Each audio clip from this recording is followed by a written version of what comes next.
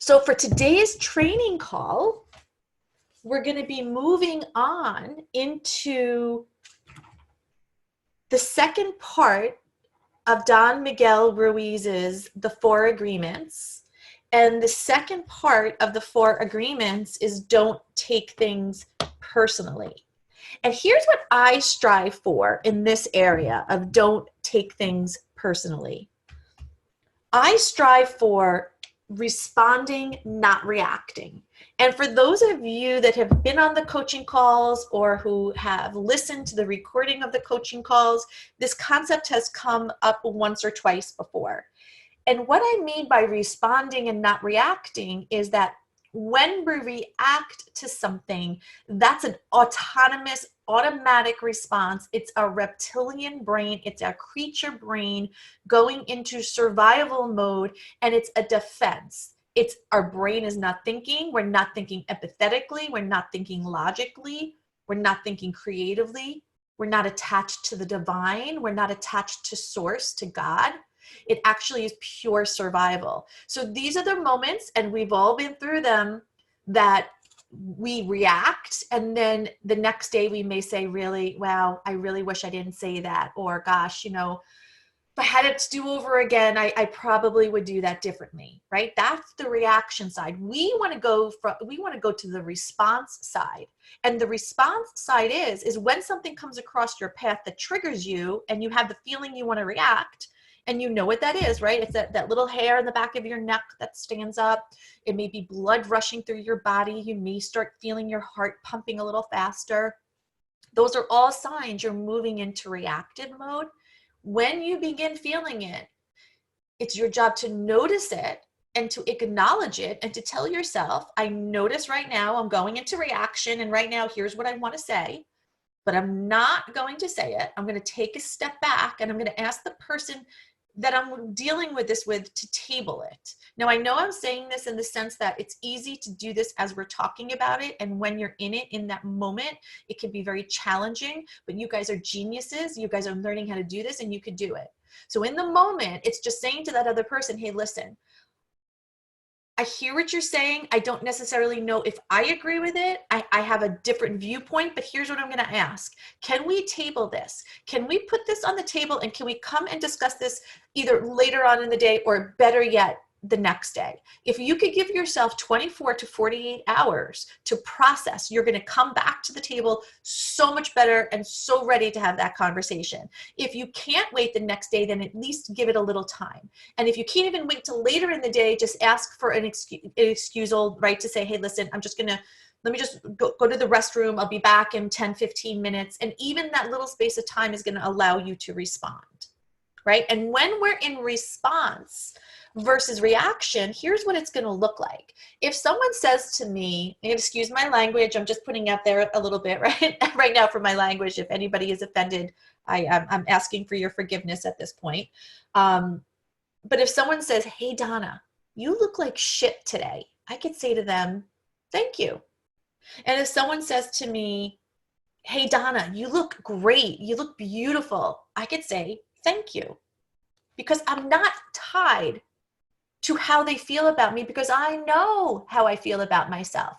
I'm not going to react to it. I'm not going to react when someone says you look like shit, that it's going to throw me down. And the rest of the day, I'm going to be thinking, God, maybe I shouldn't have eaten that, half of a cake last week. Maybe I gained some weight, or what is it about me? Or maybe I didn't act the right way. Did I say something to that person?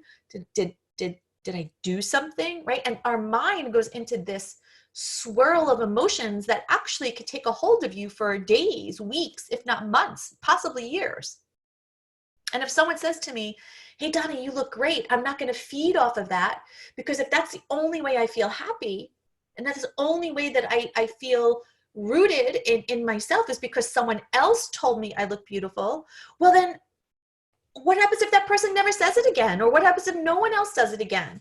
And then I'm going to be searching for it. I'm going to be looking for the validation in other people. I'm going to be constantly setting myself up for disappointment.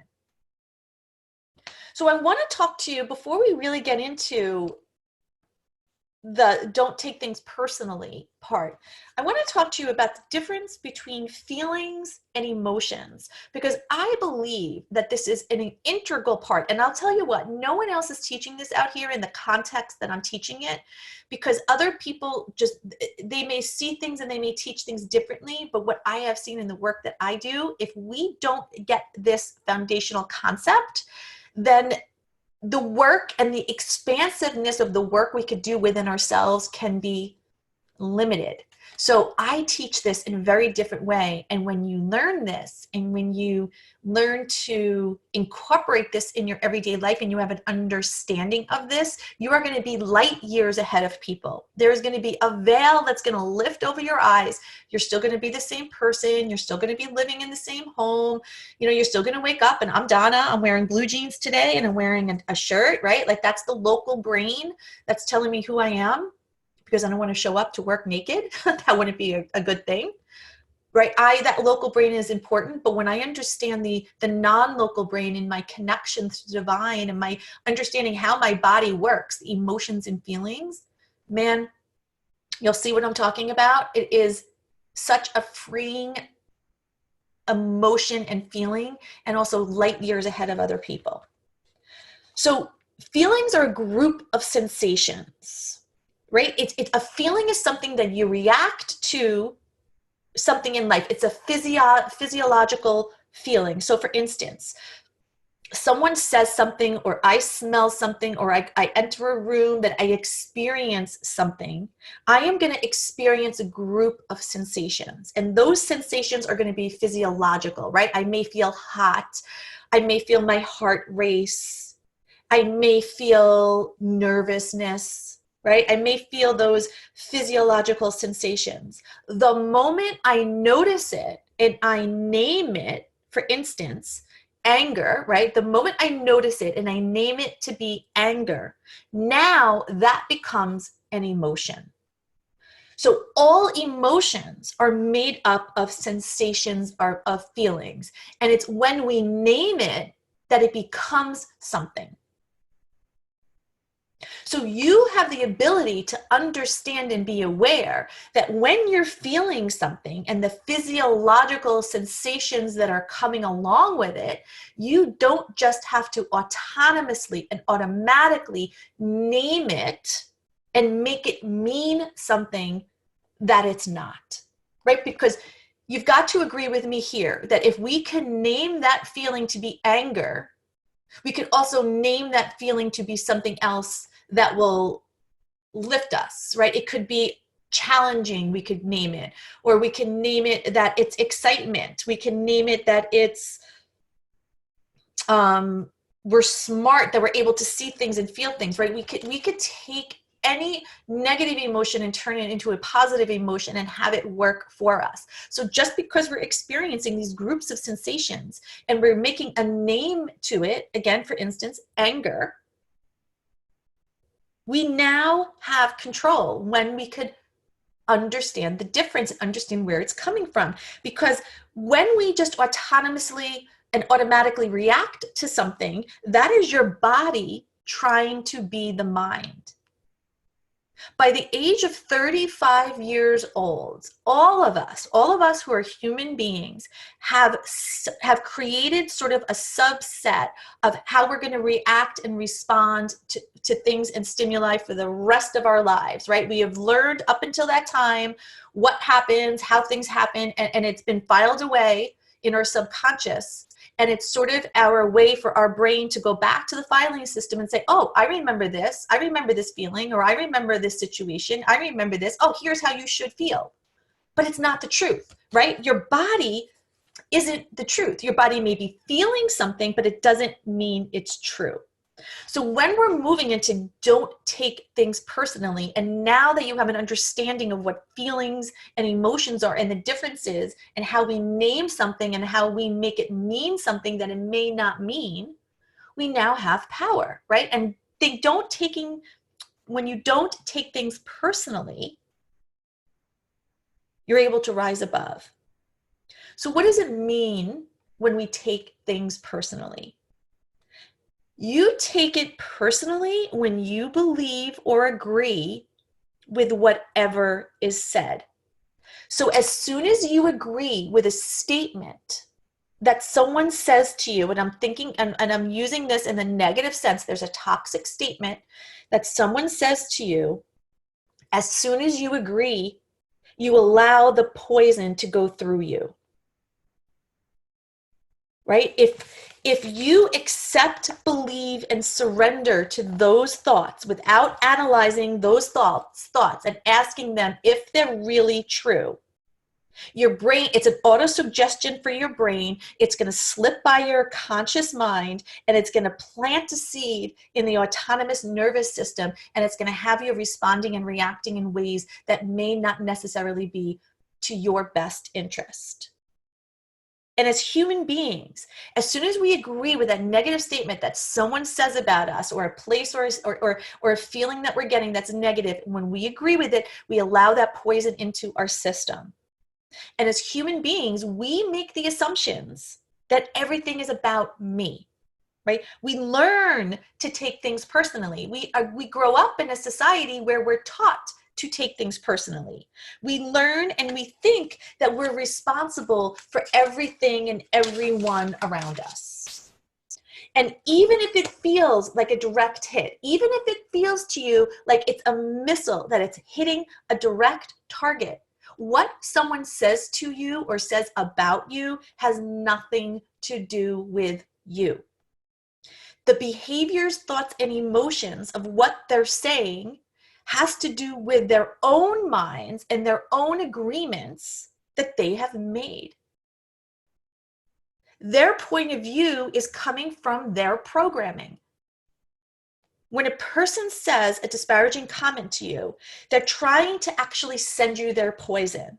And if you take it personally, their poison now becomes your poison. And if you eat their emotional garbage, guess what? It becomes your emotional garbage. And when you take something personally, there's this inner need to defend, to explain, because you have a need to make things right, and you have a need to make everyone else wrong and you right, because you have a need to explain your agreement with how you see the world, your map of the world. And you also try to be right by giving your own opinions based upon how you see the world. So just like the way that others see the world, your thoughts, behaviors, and emotions are a reflection of your own agreement. So how you speak to others and what you say to others is going to be a reflection of your own agreement. And whether someone says to you, hey, you look beautiful, or hey, you look like shit, good or bad, wrong or right, when someone says it to me, it does not affect me. Why? Because I know now who I am. Through the work I've done and through the years I've been doing this, I know who I am. I don't need to be right. I don't need to be accepted. I know who I am. And when you can understand that how other people think and feel is their problem, not your problem, you become free. And when you can understand that how you think and feel is a result of you and how you see the world, you may be less inclined to spread your poison to others and to collapse possibility in others without even knowing it.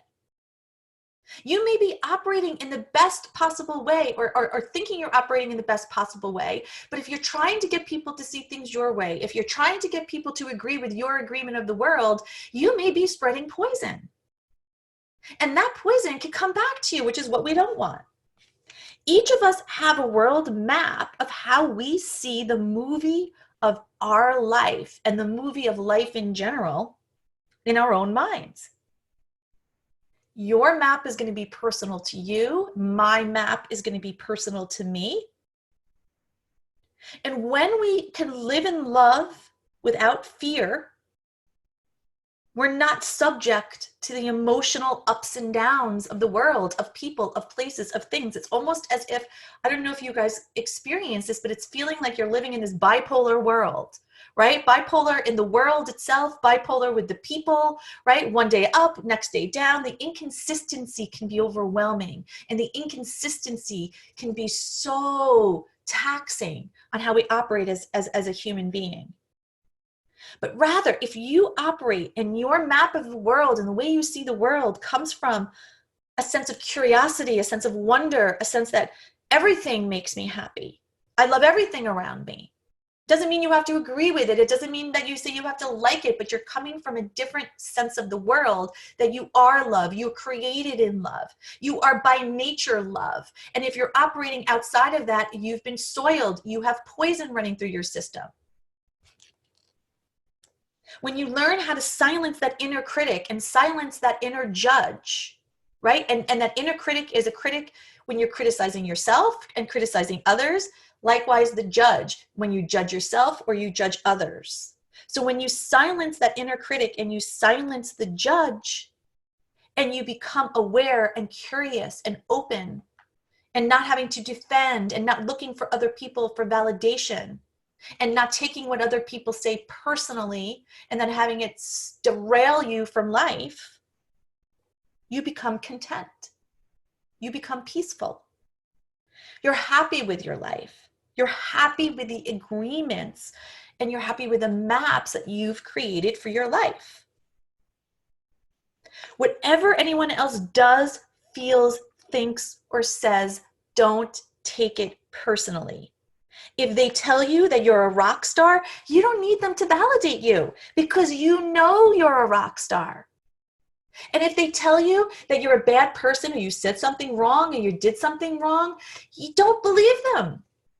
Don't take it personally. Rather, go against your map of the world and say, if someone says to you, hey, you did this wrong, or you did this bad, you don't need to take it personally. What you can say is, okay, let's put this on the table. So you're saying that you think it should have been done this way, X, Y, and Z. And I did it this way, A, B, and C. Let's look at this. Is there a different way that I could have done this? Is there something I could have added to this? Is there a way I could have done this differently? You're looking at the strategy. You're looking at the problem, not the behavior, or you're not taking it personally. Do you see the difference? You're not inviting it in to hit your ego personally and have you make something about yourself and make it mean something about yourself that it's not. By taking things personally, you automatically set yourself up to suffer. And the truth is this, and guys, I know you know me enough now to know that I truly love human beings. I do. I truly love people. I am in wonder and awe of the strength and the grit and the tenacity of people. And I'm always surprised by how people could seemingly, that all of their chips could be down, and the change that comes into play, and how they could pick themselves up and get themselves over the finish line in ways that it looks like everything is against them. How I just love seeing that in the human spirit, because nothing is impossible when you're connected to spirit, to God, to the source, to the universe. Nothing is impossible. But here's also the other side of the coin, is that humans can also be very hurtful people. Remember, everyone's operating from their own maps. And if that map has been marred, or that map has been bruised, they're going to spew to the world their view of the world through their map, and it may not be nice. And wherever you go, you're going to find people who will lie to you. You're going to find people who might betray you.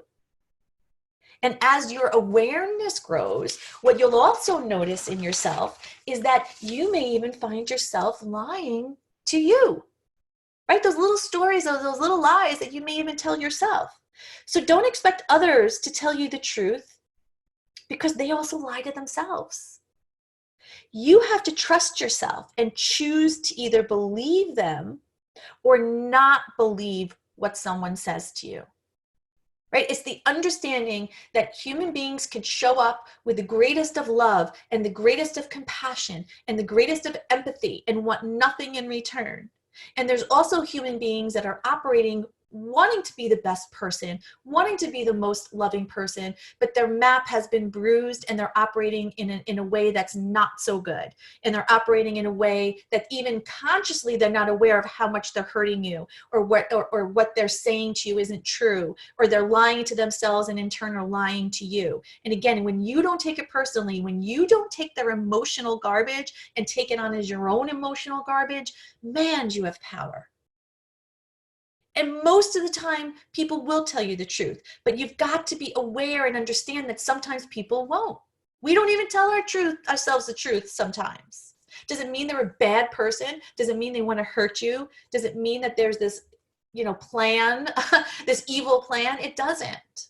But this is why you have to ground yourself in you and be strong enough to make that decision when you're listening to them and hearing them and learning to trust and say, hey, listen, I'm going to choose to trust in them because the information that they're giving me is I believe them. The information that they're giving me at this point in my life with the information I have, I am going to trust and believe them. And at the end of the day, if that person, for some reason, betrays your trust or doesn't say something that is true, you don't have to hit your head against the wall. What you could say is, okay, at this point, I now have different information and I'm going to choose not to hang around this person anymore. I'm going to choose to go this way because what I see now is the real truth. Because you no longer have to beat yourself up that you make bad decisions, or how does this always happen to you? Why does people always lie to you? And you always find yourself in the same position, right? Those are the stories we tell ourselves. Rather, our new agreement in life, we could show up and we can say, I matter in this universe.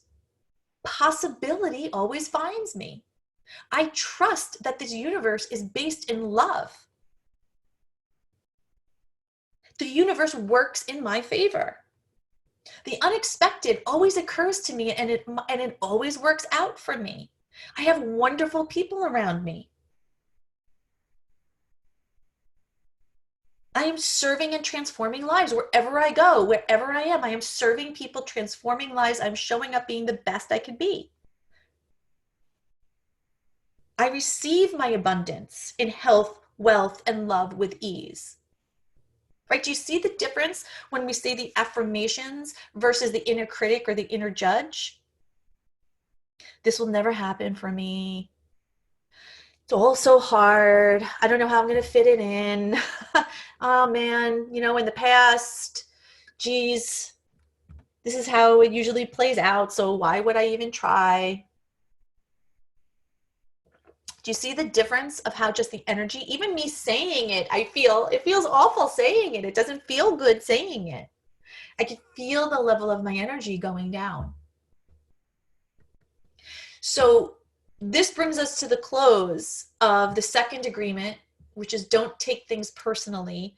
So before I close for the day, what I would like to put it out there for each and every one of you listening to this is to remember that you are divinely created and that you may have experienced terrible things, terrible emotions. You may be experiencing them right now where it's confusing and the level of where your emotional set point is, or your state of being isn't necessarily one of joy or peace, of love. You may have it, you may know you have that in you, but right now you're just not there. Your state of being is on the opposite side, where you're just not feeling motivated as much, or you may be feeling a little sad. And I want to just let you know that that's okay. Don't try to push those feelings away, or don't try to make them mean something, or don't try to say, I don't want to feel this. I'll actually allow yourself to feel it. Like, it's okay to be on this side of the mountain, right? We just don't want to buy a house there.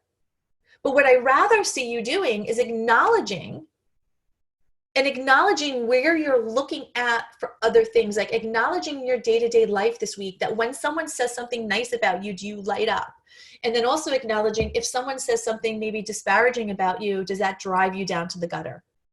I want you to begin to notice the ups and downs in your own life and how you're showing up, and begin to ask yourself the question, what is my map of life? How do I see the world? Do I see the world as everything is looking right, or do I see the world as everything is looking wrong?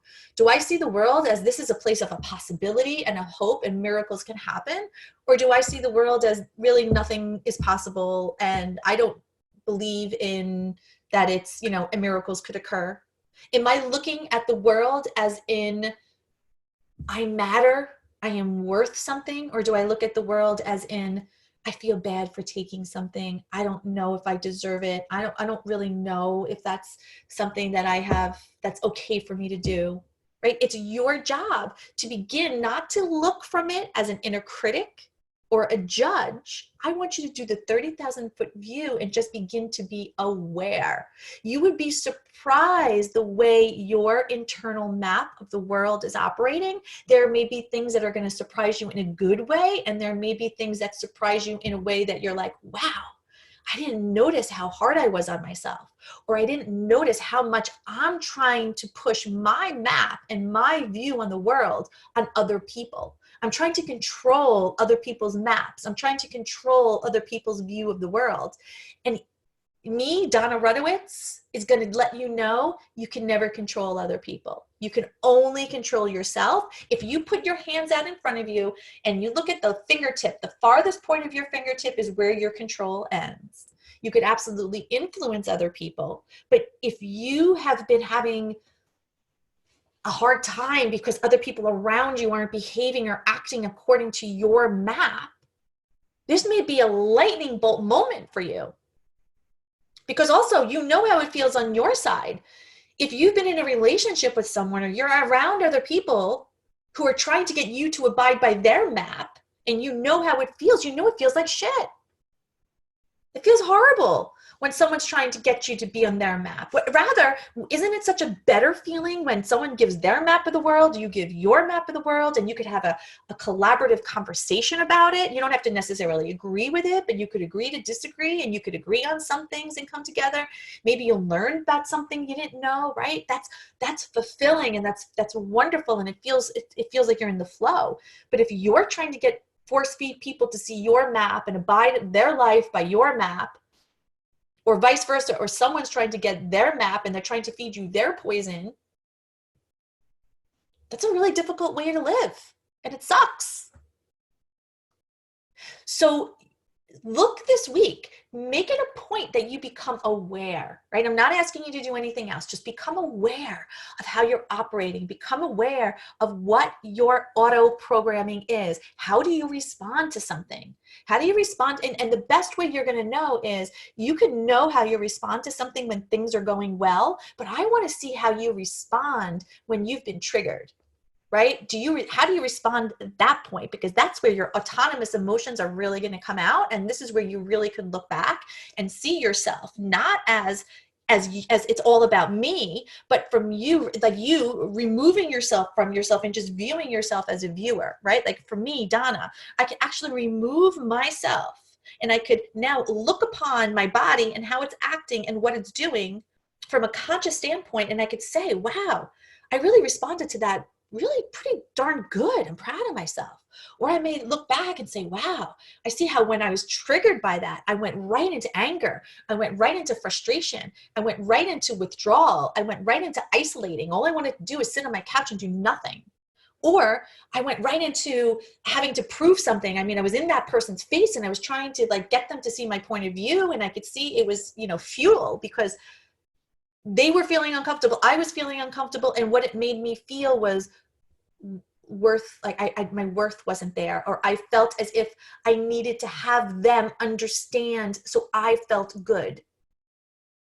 And again, the moment we need someone else to do something to make us feel something, you're setting yourself up for disaster. It's not going to work. It never does, because it's fickle. People, again, remember, people are human beings and they're wonderful human beings, but people are also human beings, and they can also lie to us, betray us, do things that are just not nice.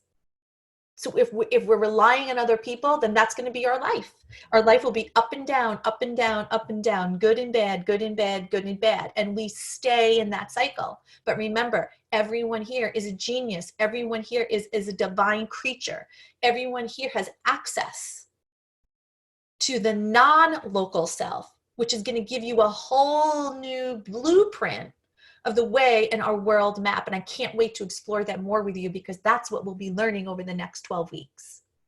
So with that said, have an amazing rest of the day. I hope that this training session brought something to you, some sort of awareness or distinctions. And what I'm going to recommend that you do, if you can, hop into the group, hop into our private secret Facebook group, and list 3 things, 3 distinctions that you got from this training.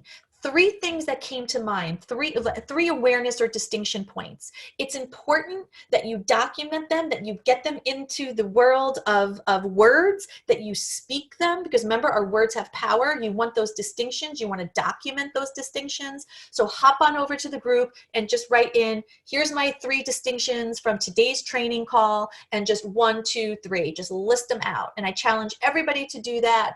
Get in there, list your 3 distinctions. I can't wait to read them. If you have any questions, you know how to reach me. Can't wait to see you guys. And that's it.